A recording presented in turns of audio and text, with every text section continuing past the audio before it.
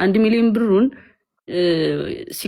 ሲሰጠኝ ወደ እኔ ብር ነው በቃ ጀስት ቀላቀልኩት ከኔ ብር ጋር ማለት ነው። ጀስት እኔ ተጠቀምኩት እንደ ራሴ ተጠቀምኩት። ብር ሲፈልግ ጃኒ 100 ሺህ ብር ላኪልኝ፣ ጃኒ 200 ሺህ ብር ላኪልኝ። ጀስት አለ አይደለ በቃ ሲፈልግ ምልክለት 50 ሺህ ብር 20 ሺህ ምናምን ልክለት አለዋ። ከዛ አመቱን ሙሉ ተጠቀመ ማለት ነው። እንደዛ እየላኩለት ቀስ በዛ ወሰደ ነው እንጂ ሰጥቶኝ ምናምን አይደለም። ኦኬ ይሄው እንግዲህ ሰምታችኋል። ብርም የሰጣት ነገር የለም ተመልሷል።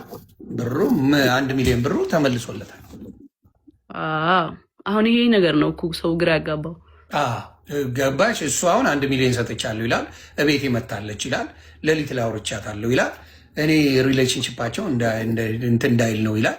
ብዙ ነገር ያለው ኮምፕሊትሊ ነገር አለ።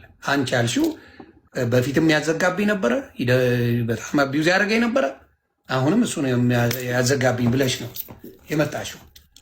ከነበረው ኤክስፒሪየንስ ነው አንቺ የተናገርሽው። ነገሩ ተቀይሮ እሱ ደግሞ ኖ እኔን ራሷን ራሱ ቆራርጣ ሆስፒታል ራሱ እኔ ነኝ የወሰድኳት፣ እኔ ከተውከኝ ራሴን አጠፋለሁ ነው ያለችኝ። በዛ የተነሳ ነው ይህን የማደርገው ነው ያለው። ስለ ሚሊዮኑ ያወራው እሱ ገንዘቡን ነው።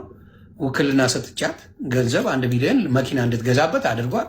ጎንደር ላይ እሷ ነበር ደውላ በቪዲዮ እንደዚህ ነኝ ብላ ቪዲዮ አለ ለጆከር ራሱ ልክልሃለሁ ሲለው ነበር። ከዛ አንዳንድ ሰዎች ገብተው እንዳትልክ እንደዚህማ አይደረግም ምናምን ተብሎ ተነግሮት አሁን ያንን ነገር ትቶታል እንጂ ይህን ሁላ ያለው እሱ ነው በዛ ሰዓት። እንግዲህ ያለው ታሪክ ይሄ ነው። ኦኬ የራቁት ቪዲዮ ይኖረዋል። ምክንያቱም ሌላ አብራችሁ ነበራችሁ እንዴ?